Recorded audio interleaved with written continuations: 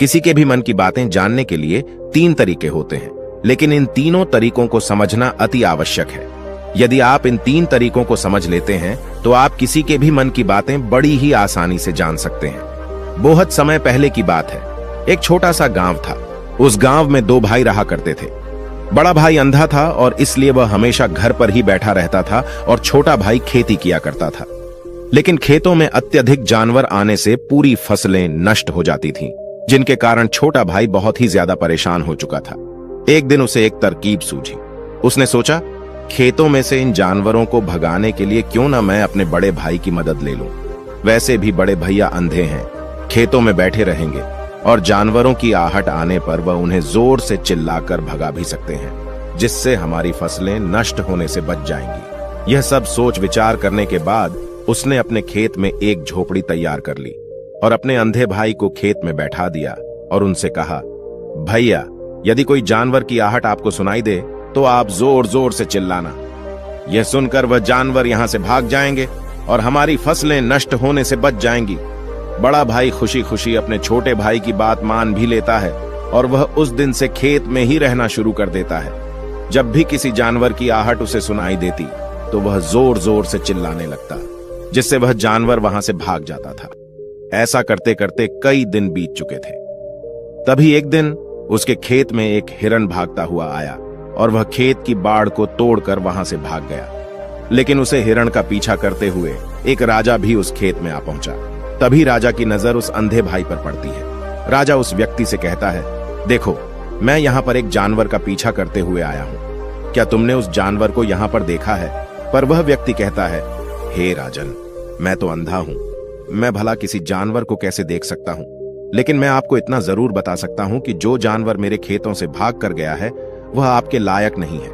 आप उसके पीछे अपना समय बर्बाद न करें। राजा संदेह व्यक्त की बात सुनकर बड़ा ही अचरज में पड़ जाता है। वह सोचने लग जाता है कि यह तो अंधा है, फिर इसे कैसे पता चल गया कि जिस हिरण की तलाश कर रहा हूं वह मेरे लायक नहीं है। तभी राजा उस अंधे व्यक्ति से कहता है, कहीं तुम मुझसे झूठ तो नहीं बोल रहे हो कि तुम अंधे हो और तुम्हें कैसे पता कि जो जानवर यहां से भागा है वह मेरे लायक ही नहीं है? इस पर वह अंधा व्यक्ति कहता है कि यह राजन, जिसे आप एक हिरण समझ रहे हैं, असल में वह एक हिरण नहीं है बल्कि एक मादा हिरण है और वह गर्भवती भी है। और जहां तक मुझे ध्यात है, मैंने कभी किसी राजा को किसी गर्भवती हिरण का शिकार करते हुए नहीं सुना है और इसी कारण से मैं आपसे यह कह रहा हूं कि यह हिरण आपके लायक नहीं है। आप उसके पीछे अपना समय व्यर्थ न करें। यह सुनकर राजा और भी अचरज में पड़ गया कि अंधा आदमी कैसे जान सकता है कि वह हिरण गर्भवती है। राजा कुछ देर सोच विचार करने के बाद अपने सेनापति से कहता है, सेनापति जी, मुझे वह जानवर जिंदा चाहिए, क्योंकि मुझे यह पता करना है कि क्या वह गर्भवती है या नहीं, क्योंकि यह अंधा आदमी बहुत विश्वास के साथ कह रहा है और मुझे इस बात की पुष्टि है।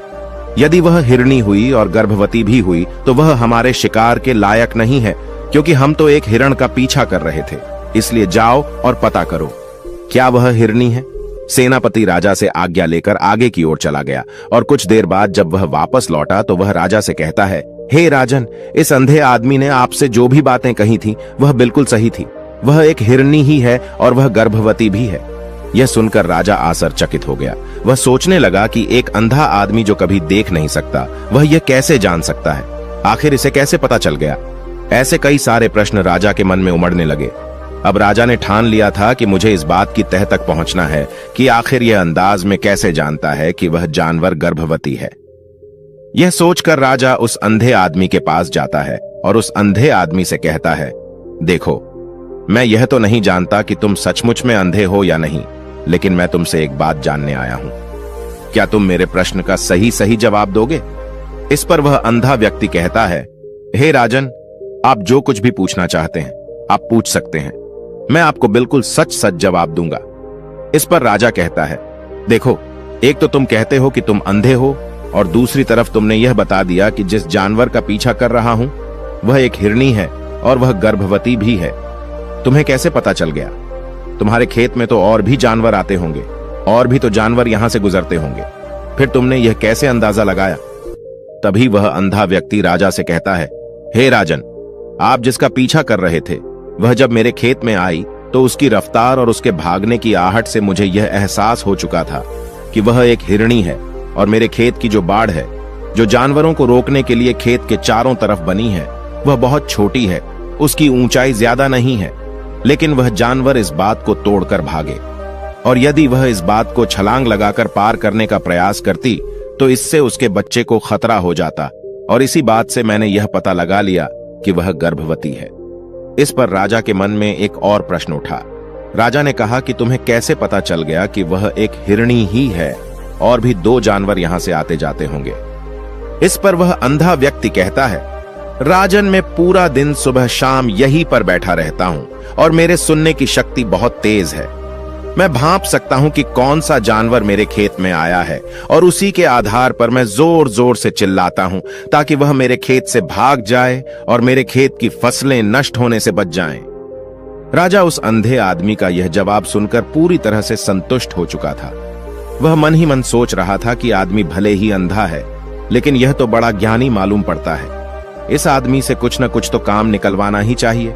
यह विचार लिए राजा वहां से वापस अपने महल की ओर लौट जाता है। कुछ दिनों के बाद राजा अपने सेनापति को आदेश देता है कि जाओ और उस अंधे व्यक्ति को महल लेकर आओ। सेनापति अपने राजा की आज्ञा का पालन करता है। वह तुरंत ही उस अंधे आदमी के पास पहुंचता है और उस अंधे आदमी को राजमहल चलने के लिए कहता है। अंधा व्यक्ति बड़ा ही चालाक था। वह समझ चुका था कि राजा जरूर मुझे कुछ न कुछ काम सौंपने वाले हैं और वह काम मुझे मुसीबत में डाल सकता है, लेकिन फिर भी वह सेनापति की बात मान ली और सेनापति के साथ राजमहल पहुंच गया।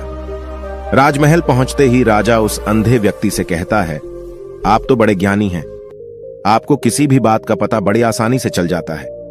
आज मैंने आपको यहां इसलिए बुलाया है क्योंकि मैं आपसे यह जानना चाहता हूं कि मेरी पत्नी पतिव्रता है या नहीं।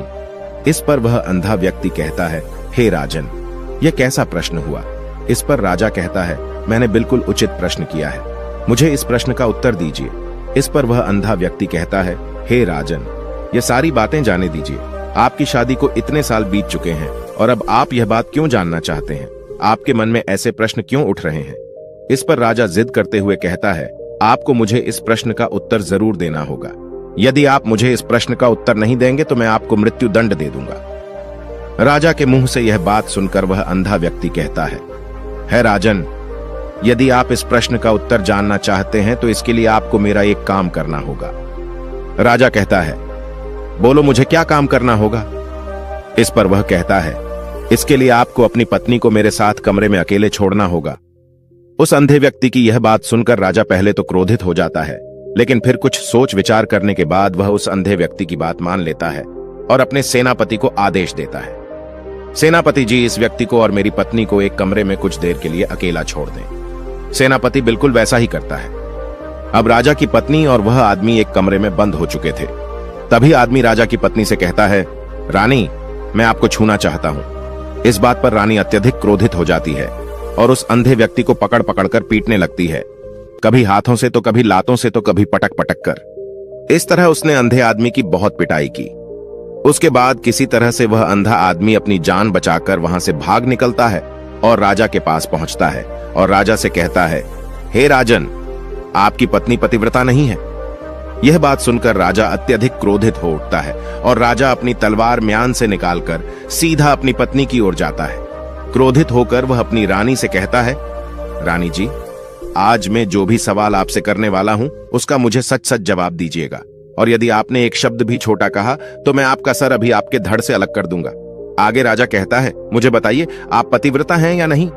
इस बार रानी कहती है, हे राजन, आप भले मुझे जान से मरवा दें, लेकिन आज मैं सच बोलूंगी, मैं पतिव्रता नहीं हूं। राजा ये बात सुनकर बहुत ही दुखी और निराश हो जाता है। उस अंधे आदमी ने जो भी कहा था वह बिल्कुल सच कहा था। यह बात सुनकर तुरंत ही राजा उस अंधे आदमी के पास पहुंचता है और आकर उस अंधे आदमी से कहता है, तुम्हें कैसे पता चला कि मेरी पत्नी पतिव्रता नहीं है? अंधा आदमी कहता है, हे राजन, बड़ी सीधी सी बात है, मैंने तो आपकी पत्नी से बस इतना ही कहा था कि मुझे आपको छूना है। और इस बात पर वह इतना क्रोधित उठी कि उन्होंने गुस्से में आकर मुझे लात घूंसों से पीटना शुरू कर, और भला कोई औरत किसी और मर्द को कैसे छू सकती है। लेकिन उन्होंने न आव देखा न ताव, बस लात घूंसों से मुझ पर बरसना शुरू कर दी। और एक पतिव्रता नारी कभी भी पराये मर्द को नहीं छूती। जब मैंने उनसे छूने के लिए कहा था तो वह उस वक्त मुझे मना कर सकती थी, लेकिन उन्होंने तो मुझे पीटना शुरू कर दिया और देखते ही देखते उन्होंने मेरे पूरे शरीर को छू लिया। अब आप ही बताइए, ऐसी स्त्री भला पतिव्रता कैसे हो सकती है? इस बात पर राजा कहता है, तुम तो बड़े ज्ञानी मालूम पड़ते हो, तुम्हारी बात बिल्कुल सही है। चलो तुम मेरे एक और प्रश्न का जवाब दो। तुमने मुझे इस प्रश्न का सही जवाब दे दिया तो मैं तुम्हें यहां से जाने दूंगा। राजा उस अंधे आदमी से कहता है कि तुम मुझे बताओ, क्या मैं सच में अपने पिताजी का ही बेटा हूं या फिर किसी और का? इस पर अंधा आदमी कहता है, हे राजन, इस बात से आपको क्या लेना देना, आप किसी की भी औलाद हो, आखिर आप इस राज्य के राजा ही, इसलिए इस प्रश्न को जाने दीजिए। राजा कहता है, नहीं नहीं, मुझे इस प्रश्न का सही जवाब चाहिए, अन्यथा यह प्रश्न मुझे बहुत परेशान करता रहेगा, इसलिए मैं इसका सही सही जवाब आपसे जानना चाहता हूं। यदि तुम इसका सही सही जवाब दे देते हो तो तुम यहां से जा सकते हो। इस पर वह आदमी कहता है, इसके लिए तो मुझे आपकी मां के पास भी जाने की आवश्यकता नहीं है। मैं आपको अभी भी यह बता सकता हूं कि आप किसकी औलाद हैं, लेकिन उससे पहले मैं चाहता हूं कि आप मुझसे वादा करें कि आप मुझ पर क्रोध नहीं करेंगे। राजा ने कहा, मैं तुमसे वादा करता हूं, मैं तुम पर क्रोध नहीं करूंगा। उसके बाद वह अंधा आदमी राजा से कहता है, राजन राजन, आप तो अपने ही पिता के पुत्र, लेकिन आप पर एक कंजूस सेठ की छाया पड़ी हुई है। यह सुनकर राजा बहुत ही क्रोधित हो उठा और वह तुरंत तलवार निकालकर अपनी मां के पास पहुंच जाता है। वहां पर पहुंचने के बाद अपनी मां से कहता है, मां मुझे सच सच बताइए, क्या मैं अपने ही पिता का पुत्र हूं या नहीं? यदि आपने मुझे सही सही नहीं बताया तो मैं यहीं पर प्राण त्याग दूंगा। मुझे बताओ क्या सच है? इस पर उस राजा की मां कहती है, बेटा तू है तो अपने ही पिता का पुत्र, लेकिन तुम्हारे ऊपर एक कंजूस सेठ की छाया पड़ी हुई है। जब मैं एक बार नहाने के बाद अपना मुंह आईने में देख रही थी, तभी उस कांच के पीछे मुझे एक कंजूस सेठ नजर आता है और उसी की छाया तुम पर पड़ चुकी है। यह सुनते ही राजा और भी ज्यादा अचरज में पड़ जाता है और वह तुरंत दौड़ा दौड़ा वापस उस अंधे आदमी के पास पहुंचता है और उस अंधे आदमी से कहता है, तुम्हें कैसे पता चला कि मुझ पर एक कंजूस सेठ की छाया पड़ी हुई है? इस पर अंधा आदमी कहता है, राजन, आपने मुझसे कई सारे सवाल पूछे जिनका जवाब भी मैंने आपको सही से दिया। यदि कोई और राजा होता तो मुझे उसके बदले ढेर सारे इनाम दिया होता, लेकिन अब तक आपने मुझे एक फूटी कौड़ी भी नहीं दी। इस बात से मैंने अंदाजा लगा लिया था कि आप बहुत कंजूस हैं। यह बात सुनकर राजा जोर जोर से हंसने लगा और कहता है कि आप जो भी मांगे तो मैं आपको अवश्य दूंगा, लेकिन मुझे यह बात बताओ कि तुम्हें कैसे पता चल जाता है कि कौन सी बात सही है और कौन सी बात गलत? तुम किसी की बात का इतना सटीक और सही जवाब कैसे दे पाते हो? इस पर वह अंदाज में कहता है कि हे राजन, मैं तो वैसे ही अंधा हूं। मेरी आंखें होती तो मैं किसी की भी मन की बातें बड़ी सरलता से जान लेता। मन की भी एक भाषा होती है और यह भाषा मनुष्य के शरीर के व्यवहार के रूप में देखी जा सकती है। उसकी आंखों से, उसके होठों से, उसकी दान करने के तरीकों से, उसकी क्रियाओं से यह पता किया जा सकता है कि उसके मन में क्या चल रहा है। उसके आधार पर हम किसी के भी मन की बातें जान सकते हैं, लेकिन मैं तो जन्म से ही अंधाज हूं, मैं देख नहीं सकता, इसीलिए मैं क्रियाओं से देखता हूं। यदि मुझे कोई बात जाननी होती है तो अगले आदमी को मुझे कुछ काम देना पड़ता है, जिस पर वह व्यक्ति किस तरीके से उस काम को करता है, उसके आधार पर ही मैं यह पता लगा पाता हूं कि आखिर उसके मन में क्या चल रहा है। तभी वह राजा कहता है, तो इसका अर्थ यह हुआ कि मैं भी किसी के भी मन की बातें जान सकता हूं। इस पर वह अंधा आदमी कहता है कि हे राजन, अवश्य, किंतु उससे पहले आपको अपने ऊपर काम करना होगा और वह अपने मन को शांत करना, अपने मन को वर्तमान में लाना, जिसके लिए मैं आज आपको 3 तरीके बताने वाला हूं। और ये तीनों ही तरीके बड़े ही आसान हैं और सरल हैं, किंतु हे राजन, उससे पहले आपको एक काम करना होगा, अपने मन को एकाग्र करना होगा। जब हम अपने मन को एकाग्र करते हैं, अपने मन को वर्तमान में लाते हैं, तो हम दूसरे के मन की बातें जान सकते हैं, क्योंकि वह आदमी अभी भी अपने मन में वर्तमान में ही सोच रहा है और हमारे मन को वर्तमान में ही लाना होगा, तभी हम उसके मन की बातें जान सकते हैं। यदि हम अतीत में हुई घटनाओं के बारे में सोच रहे होंगे तो जो अगला आदमी में सोच रहा है, वर्तमान में अपनी मन में बात कर रहा है, वह हम कैसे जान पाएंगे? क्योंकि हम तो अतीत की घटनाओं में डूबे हुए हैं। इसलिए किसी के भी मन की बातें जानने के लिए सबसे पहले हमें अपने मन को एकाग्र करना होगा, उसे वर्तमान में लाना होगा। फिर वह अंधा व्यक्ति राजा से कहता है, हे राजन, जो 3 तरीके मैं आपको बताने वाला हूं, इन 3 तरीकों से आप बड़ी आसानी से किसी के भी मन की बातें जान सकते हैं। यह राजा जो सबसे पहला तरीका है वह आंखों पर ध्यान देना। किसी व्यक्ति से बात करते हुए उसकी आंखों में देखना, उसकी आंखों पर ध्यान देना ज्यादा जरूरी है, क्योंकि आंखें बोलती नहीं और बहुत कुछ कह जाती हैं। यदि हम किसी व्यक्ति की आंखों को, इशारों को समझना सीख जाएं, तो हम यह जान पाएंगे कि व्यक्ति के दिमाग में क्या चल रहा है, वह क्या सोच रहा है और अभी वह क्या करने वाला है। मेरे पास आंखें नहीं हैं, लेकिन मैंने अपने गुरु से यह विद्या सीखी है, क्योंकि बहुत साल पहले मेरे पास आंखें थीं और मैं उस वक्त लोगों के मन की बातें केवल आंखों में ही देखकर जान लेता था।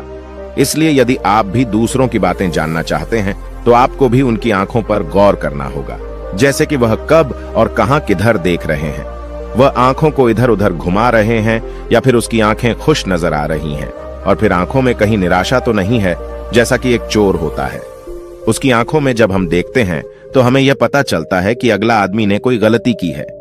ठीक उसी प्रकार जब हम किसी चालाक व्यक्ति की आंखों में देखते हैं तो आपको पता चलेगा कि उसकी आंखों में चालाकी होती है। यह एक बहुत ही सीधा और आसान तरीका होता है। यदि आपको यह पता लगाना है कि सामने वाला व्यक्ति आपसे झूठ कह रहा है या फिर सच कह रहा है, तो आपको उसकी आंखों में ध्यान देना अति आवश्यक होता है। यदि आपसे बात करते वह व्यक्ति अपनी आंखें इधर उधर घुमा रहा है या ऊपर नीचे, इधर उधर दाएं बाएं रहा है, तो इसका अर्थ यह हुआ कि वह इस बात से निकलने का कोई रास्ता ढूंढ रहा है, वह कोई झूठ बना रहा है। यदि सामने वाला व्यक्ति आपसे झूठ कहने का प्रयास कर रहा है तो वह आपसे नजर नहीं मिला पाएगा। ठीक उसी प्रकार दूसरे तरीके में हम चेहरे को पढ़ना सीखते हैं, क्योंकि चेहरे के हाव भाव होते हैं जिससे हम मन की बातें बड़ी आसानी से समझ सकते हैं, और इन्हें भी समझना बहुत जरूरी है। कभी कभी कोई व्यक्ति अपने चेहरे से, अपने हाव भाव से बहुत कुछ अलग अलग व्यवहार करता है। यदि आप किसी व्यक्ति के चेहरे में गौर करेंगे तो आप आसानी से समझ पाएंगे कि व्यक्ति निराश है या बहुत उदास है, या फिर वह बहुत खुश है, या फिर उसे कोई बड़ा दुख है तो अपने अंदर क्या महसूस कर रहा है। ये सारी बातें हम उसके चेहरे के हाव भाव से पता कर सकती हैं। फिर चाहे इंसान जुबान से कुछ बोले या फिर न बोले, लेकिन आप उसके चेहरे से सब कुछ पता कर सकते हैं। आगे अंधा व्यक्ति राजा से तीसरा तरीका बताते हुए कहता है कि हाथों के शरीर का व्यवहार, मन की बात समझने के लिए हमें हाथ के इशारे और शरीर के व्यवहार को समझना बहुत ही आवश्यक है। कोई व्यक्ति जब भी बात करता है, जो आपने देखा होगा कि वो अपने हाथों को हिलाता है, अपने हाथों से इशारा करता रहता है।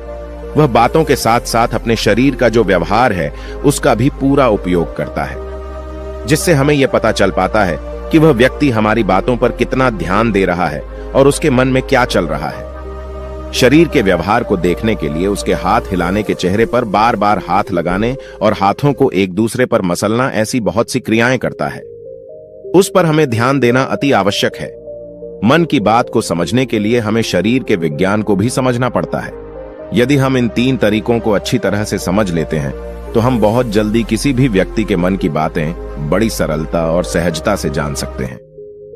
इसलिए यदि आपको किसी के मन की बातें जाननी है तो आपको उसकी आंखों पर, उसके चेहरे पर, उसके शरीर के हाव भाव को और उसके हाथों को ध्यानपूर्वक देखना होगा और समझना भी होगा, जिससे आप यह समझ पाएंगे कि आखिरकार उसके मन में क्या चल रहा है और वह क्या सोच रहा है।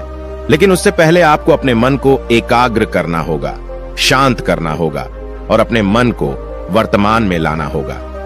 तभी आप उस व्यक्ति की इन सभी क्रियाओं पर ध्यान दे पाएंगे और उन्हें समझ पाएंगे।